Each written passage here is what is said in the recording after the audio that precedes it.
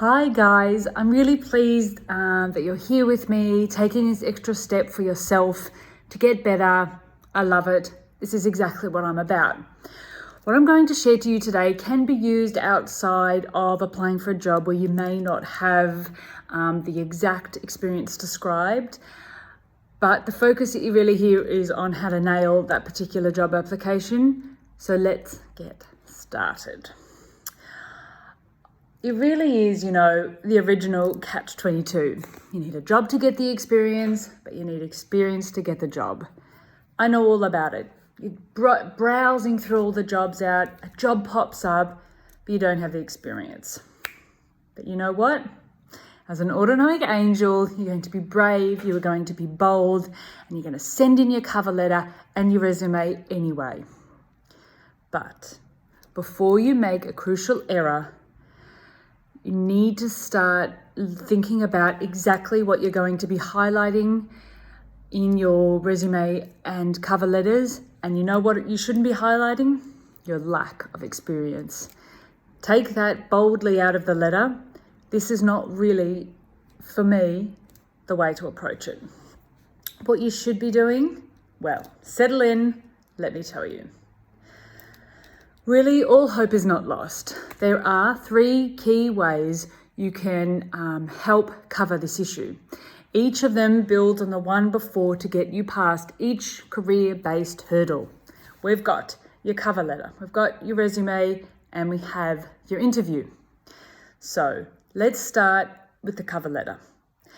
Applying for a position where you don't have the experience can be challenging.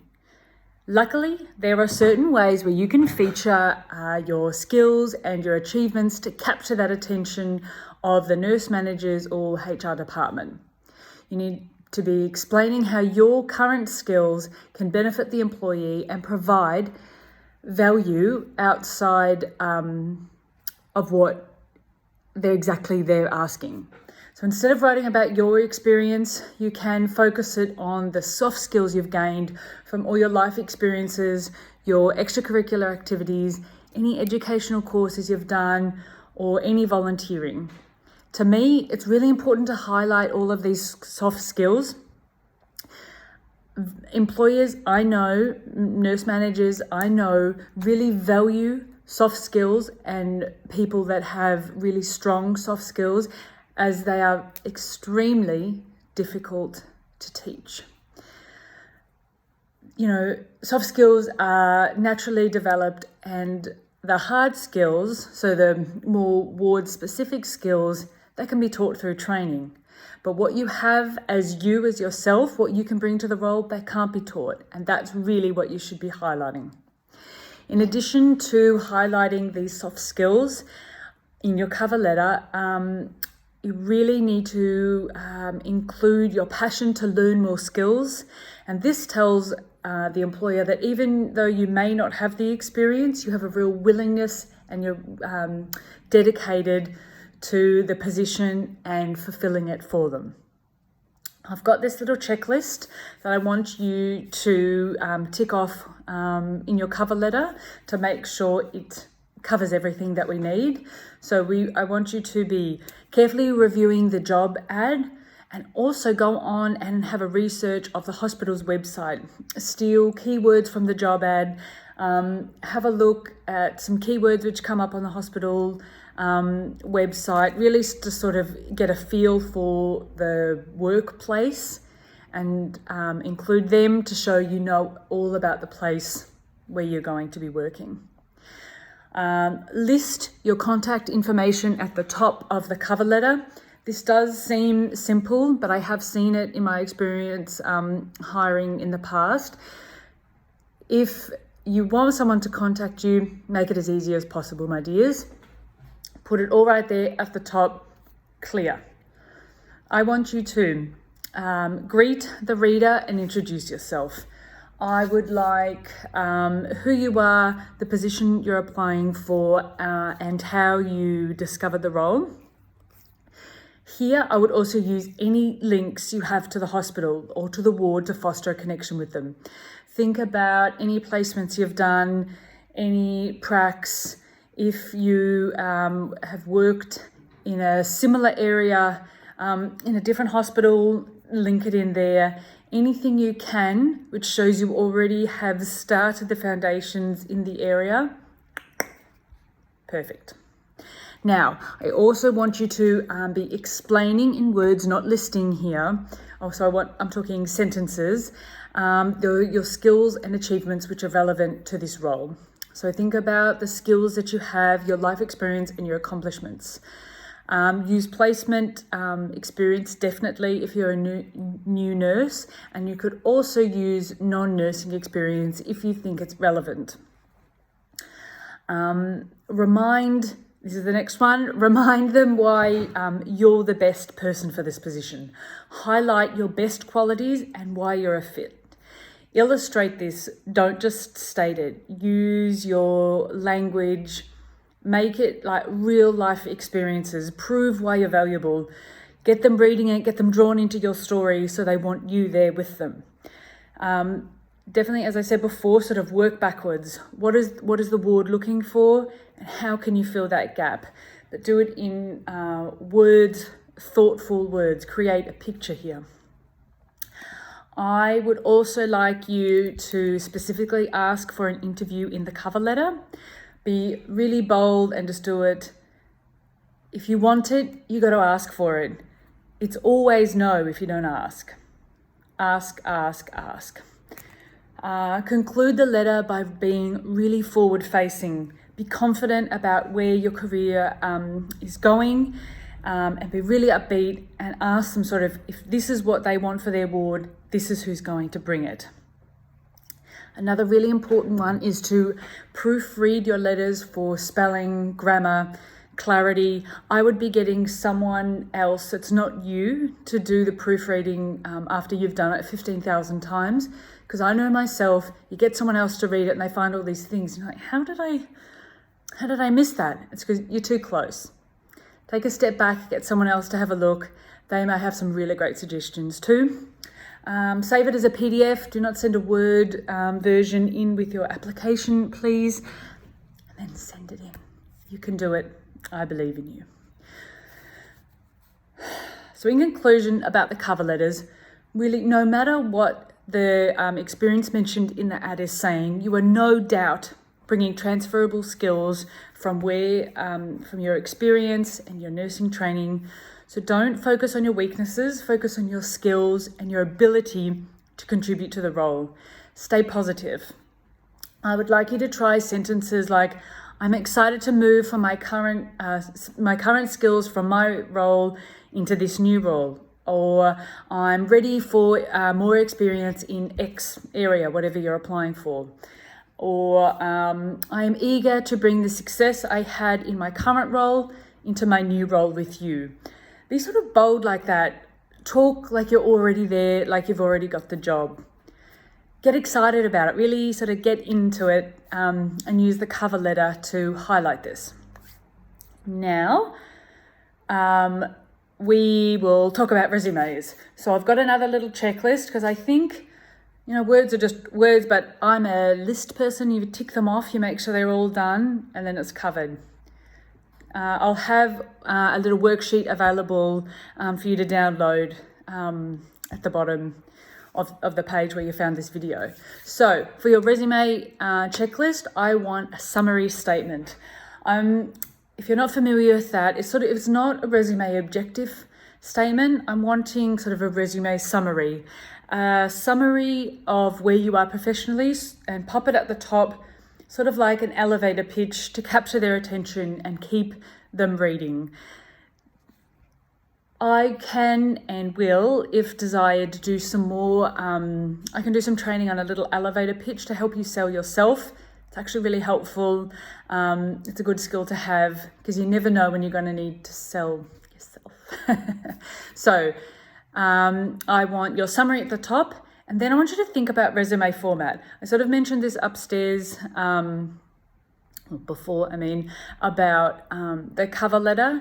So there's really two types of resumes. We've got a functional resume, which looks at your skills or achievements, which I personally really love. And then there's also a sort of chronological resume where you just list your work experience, in the reverse order. In this situation, where you don't exactly have the experience they need, this is where we would do a little hybrid of the two. So we want the summary at the top, then we want your list of skills and achievements, and then pop a little chronological list at the bottom of your work experience to show that you have them, but you need to well them up top at the start when you're going through selling yourself and what you could bring to the role. So then I also need you paying attention to detail, as I've mentioned for the resume. Get someone to check it, because you really can get too close. Use action verbs throughout the resume. If you don't know what an action verb is, Google it and include it. So at the top, we want to be having a list of our achievements and our activities. I would start offline making a list of absolutely everything you've done in your life from whatever, primary school up, everything, and then narrow it down from that to include what you need for this particular job. If you're applying for a few different jobs where you don't have the experience, pick and tailor it for each job. Don't just have one standard cover letter resume for every job. Really put the little time and effort in to make it particular for each job that you're applying for. Really focus, and then the next step, really focus on your education and your skills, because in lieu of your work experience, it's best to really expand on your education. You can include subject experience from uni to help flesh out and sort of fill what the job requires. Think about things which would be helpful for the ward, which you've learnt as part of your education or previously in your life. So think about what you've done in uni, what you've studied, and how that has prepared you for this role. Now, next is prax. Use your uni ward placements. They're really your best weapon at the minute for the experience required line. Not only that gives you some real world experience in this area, but you've also then had the opportunity, to network and make connections and draw on those. Be sure to list anything and everything from your pracs which are relevant. Next one is keywords. I mentioned this above. So once you looking at the ad, looking at the ward, if they've got a ward website, talking to people that are on the ward. I haven't mentioned this before because it's sort of separate to the actual application, but if I could, I would be contacting anyone we can that does work on the ward for some advice. If you feel particularly bold, I'm going to have a challenge for you at the end of this video, so keep listening. Then I want you to add your cover letter, which you've done up before, and then you're obviously then customizing your resume for every job you apply for. It would be really off-putting for a manager to someone that doesn't really fit the criteria, and you can tell it's just a generic application. There is really no winning formula. The perfect resume is really the resume that gets you the job. So you have to tweak and update with things that you've learnt. When you get the job and you get the experience, this will all be a thing of the past. So this is just a hurdle to get over now. So keep going, keep trying, keep working with what you've got.